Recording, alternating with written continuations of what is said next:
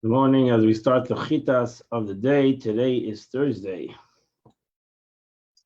The fifth reading in the book of in the book of Deuteronomy. We are holding on chapter 14, verse number 22. Aseh to Aseh, where it says, "You shall tithe, you shall tithe."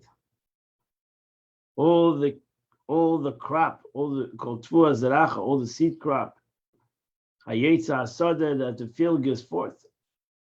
Shana, year after year. So Rashi says, Ma'in Zay tells that what was one matter to do with the other? The cooking of a milk and meat have to do with tithing. We just ended yesterday. We shouldn't cook a milk and meat together. So Holy One, blessed be He, said to Israel, "Do not cause me to destroy the developing kernels of grain while they are yet in their mother's womb," meaning in their husk. For if you do not tithe your produce properly, when it's near ripening, I'll bring forth an easterly wind, which will blast it. And it says, the blast coming from the standing grain. And just as cooking a kid in the mother's milk and tithing are connected one to the other,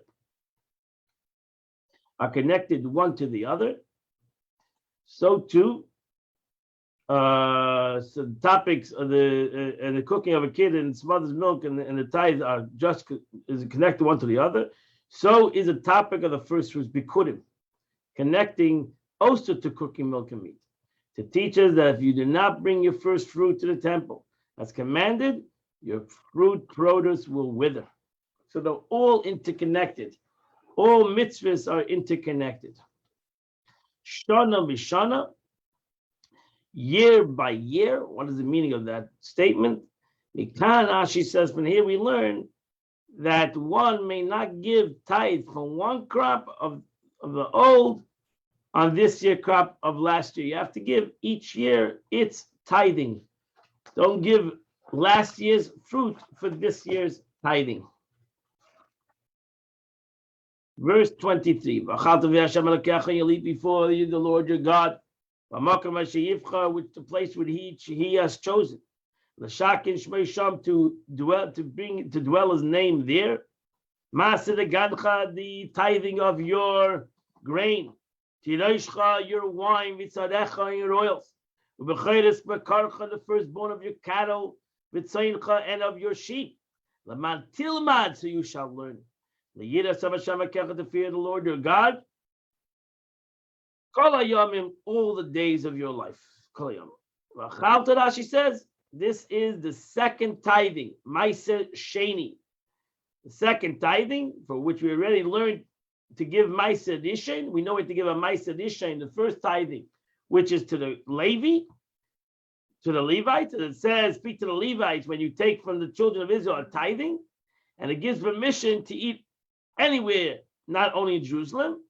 And it says you may eat in any place. This first tithing, a Levi can eat wherever he wants. Thus, you must conclude that this one, second tithing, which may be eaten by its owners, must be eaten in Jerusalem. And that's the second tithing. Verse 24. Now the Torah gives you a way to give the second tithing or to eat the second tithing in Jerusalem. You might be far away. By the time you schlep it to Jerusalem, it might be rotten. Verse 24, if the way will be long. So you're not able to carry the fruits. Because it's very far from you in Jerusalem. Because God will bless you. You're going to have such an unbelievable amount that you're tithing, as Ash says, so your produce will be too much to carry. So what do?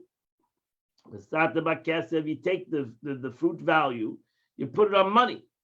And you bind the money in your hand, and you take the money. You take the money to Yerushalayim.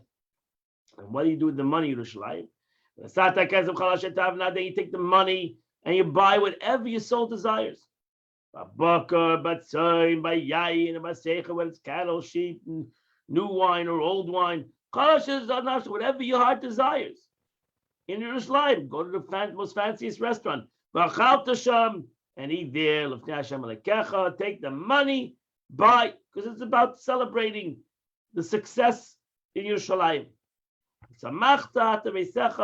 And you'll rejoice, you and your household.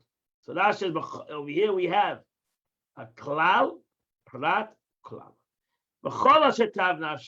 Everything your heart desires is a klal, everything.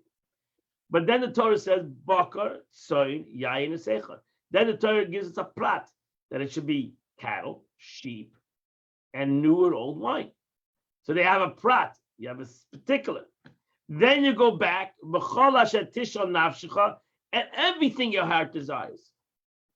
So they go back to the klal, back to the general. So here we have the famous klal, prat, klal. The pasuk, in one pasuk, you have a general, particular, back to a general. What does that teach us? Again, the general, now we learned that when the verse expresses a klal, prat, and then a klal again, in this case, we apply the characteristics of the prat to the whole manner. So, ein ba'el masha b'prat. So when you have a klal, prat to klal, the law is you go, everything is focused on the prat, on the particular. What does that mean? Ma, just like the items listed, the prat, the singular. The specifics are products of things themselves produced by the earth. Wine comes from grapes, and two are fitting to food from man.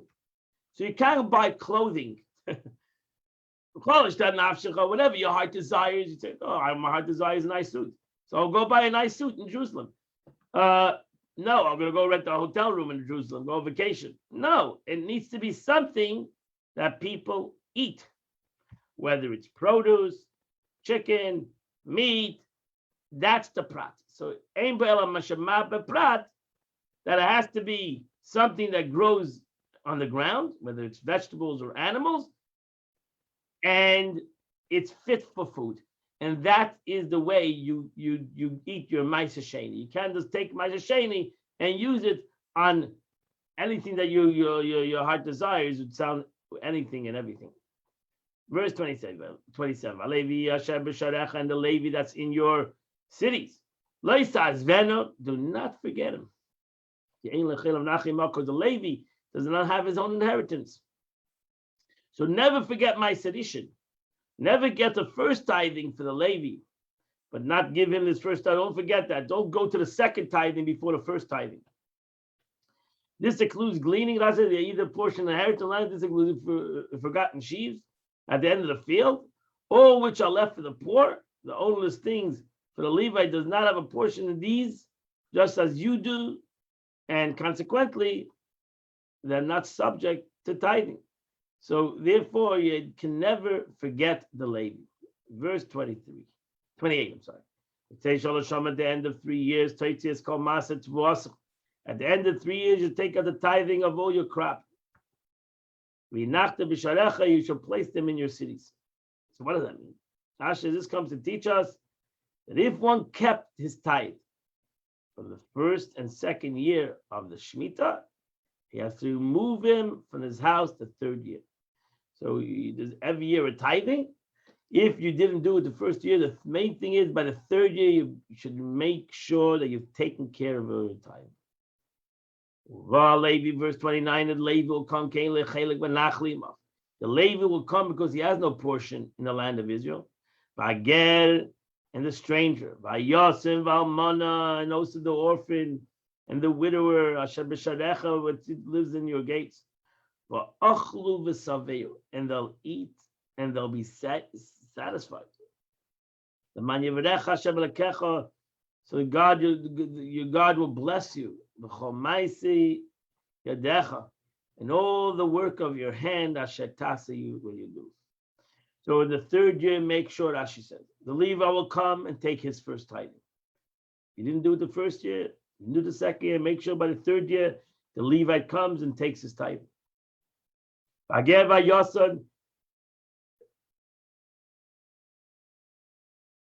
And the stranger and the orphan will come and take the second tithing, which this year, the third of the 7-year cycle, belonging to the poor. And you yourself may not eat in Jerusalem in a manner you were required to eat the second tithing in the first 2 years of the cycle. So they will come and get theirs, you'll have to wait. Give them enough to satisfy them. From here, the rabbis learn one must give the poor from a threshing floor less than a half a kav of wheat or a kav of barley. And you go up to Jerusalem with the second tithing on the first and second year, which you have delayed to bring. And you shall confess. So after you give them, the Levi, this tithing, and the Kaya and the poor, their tithing, then you bring up the Bais Sheni in the third year. And you have to confess, I have removed the sanctified things from my house. I got rid of it, the things that I need to bring up the first 2 years. As it's stated in section beginning with when you finish tithing, which is in Deuteronomy chapter 26. We'll get to that soon. That completes the Chumash of the day. We now go to the Tanya of today. The Tanya of today, we continue the 8th letter in the Geras HaKodesh, which the Alter Rebbe is explaining that tzedakah is matzmiach yeshuas, is like something that is bringing, it's zaydeya tzedakah. Zaydeya, the verse says, when you plant, when you sow charity.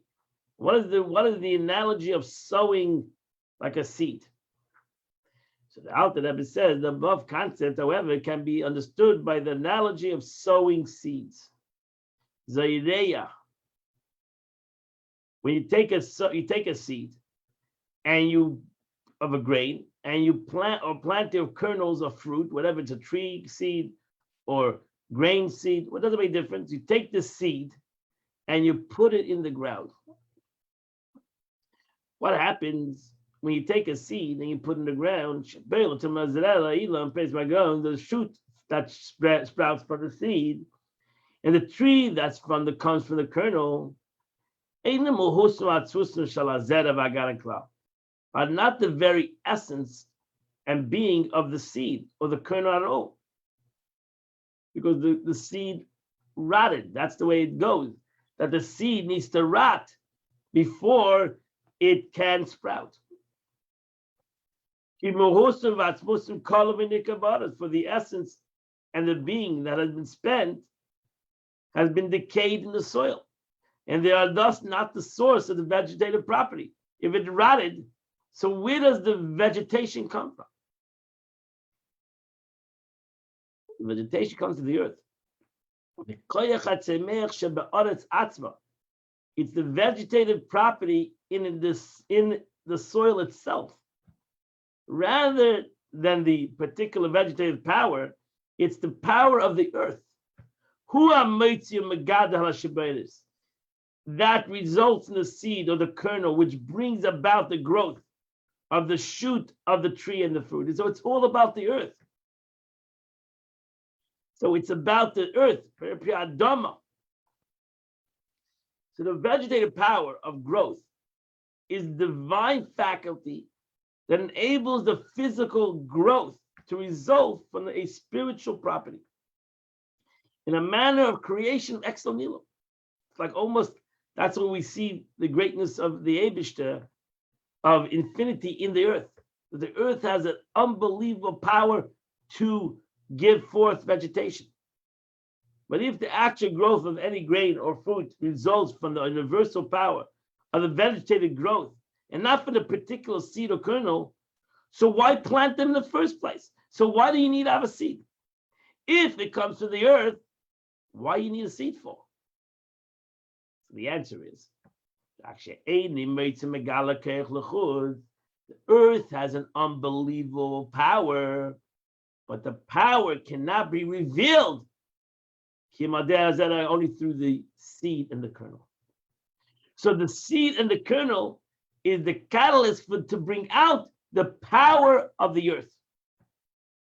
But the only way the seed It's a beautiful analogy in Chassidus, that the only way the seed can bring out the power of the earth is only if the seed rots. If the seed would not rot, it would never bring out the power of the earth. So the seed needs to rot. And now the seed, when it rots, when it's mevatel itself, when it nullifies itself, now the seed has the capability to bring out the greatness of the earth, the power of the earth.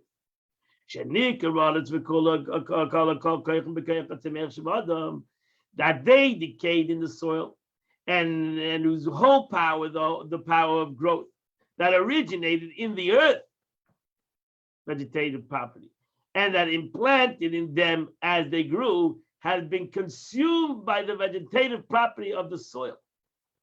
And that's when they unite.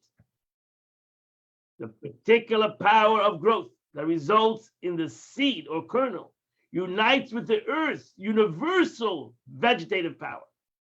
So when you have the seed, is mevatel itself, so to say, rots, and it nullifies itself to the earth, now the earth can come forward. Now the earth can reveal itself.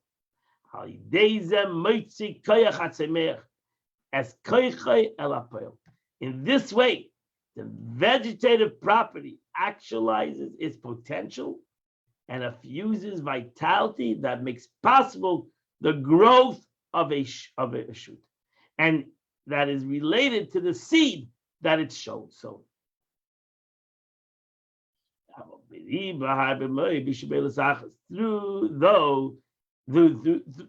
Though with a very great increase in every single shoot, so that one ear of corn comprises many grains, right? Because now this seed gives the capability for a growth of a tree or a growth of a grain, and that has many more seeds. And so to one seed that rots and becomes one with the earth, gives the earth the capability to have a tree with many fruits, and that tree can create many trees. That's the way the Eibishter made the world. So we can see the greatness, understand this analogy, that to be able, the earth, if you're not going to put the seed in, will not have anything. It's when you put the seed in, and the seed rots, and through its rotting, it gives the capability to elevate, to come part of the earth. And through becoming part of the earth, it awakens within the earth the power of vegetation. Unbelievable analogy and an unbelievable situation in creation of a tree or vegetation. Moreover, the very nature and the essence of the fruits immensely excel the nature and the essence of the planted kernel, in that the bland and tasteless kernel, right? You take a kernel, has no taste, it's hard like a rock, serves as a source of delicious fruit. So this kernel, when it nullifies itself, brings about within the earth an unbelievable revelation that creates not only a kernel, creates delicious fruit. That's why it says Zeidei Tzedakos. We plant a little kernel. There's not a comparison to the tree that our kernel creates, our mitzvah creates in the upper worlds. It's like Dilim, so too the produce of the earth, which grows from a seed just like a kernel, such as cucumbers and the like. Thus, roots and vegetables are not qualitative superior to the kernel that serves as their respective source, but are quantitative superior as well. That both quality and quantity, there's no comparison. The quality and the quantity that comes out of a kernel. The difference between grain and its original seed, however, is only one of quantity. All this is because the root of the vitality of the fruit issued from the vegetative property in the soil. So it's all about the soil. Because in the soil, we have the power, the soil has the power of vegetation. The kernel is only the catalyst for the power of the soil to reveal itself. Nevertheless, a kernel, moreover, the kernel of a specific species desire must be sown. You cannot, but ultimately, you cannot release that power. You cannot surely reveal that power without putting the kernel into the earth.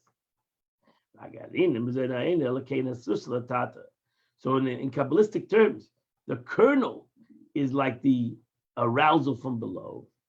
The kernel is our action. And that kernel, which is only a one kernel, that one little kernel, which is an awakening from below, awakens up something from above, which is unbelievable. This arousal from below, being referred to as the writings of Rabbi Yitzchak from Arizal, as elevation of Mayim Nukvim, commonly known as the abbreviated Man, Mem Nun, the arousal of the feminine waters that serves as the recipient of the flux male waters. Same applies here as well. The power of the vegetative growth in a spiritual power that encompasses all fruits and vegetables.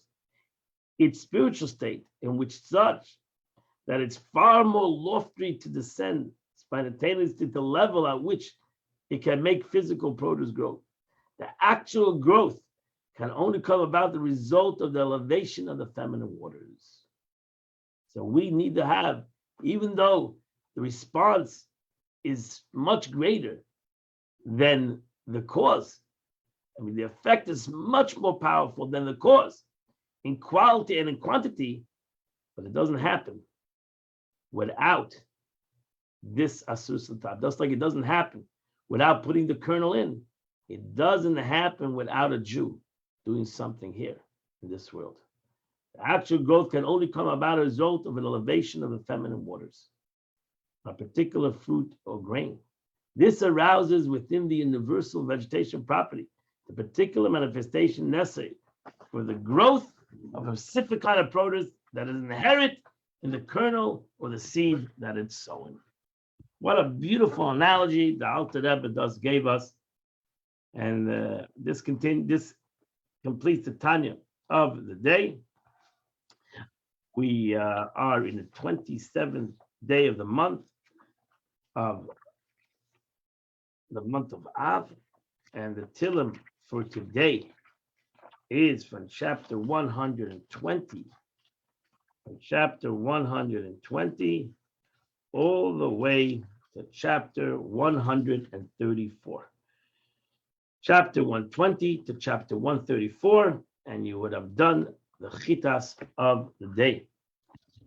Midshem today at 10 o'clock, we're going to have a beautiful class on the Rebbe teaching of the portion of the week. 10 o'clock at Chabad. In Chabad, you're all welcome to come, or on Facebook, TorahDirect.com. Not on Zoom, but on Facebook, TorahDirect.com. Facebook,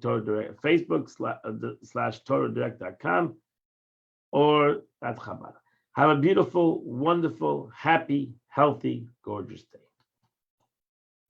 You too, Rabbi. Thank you. See you at 10, Emir Tishem.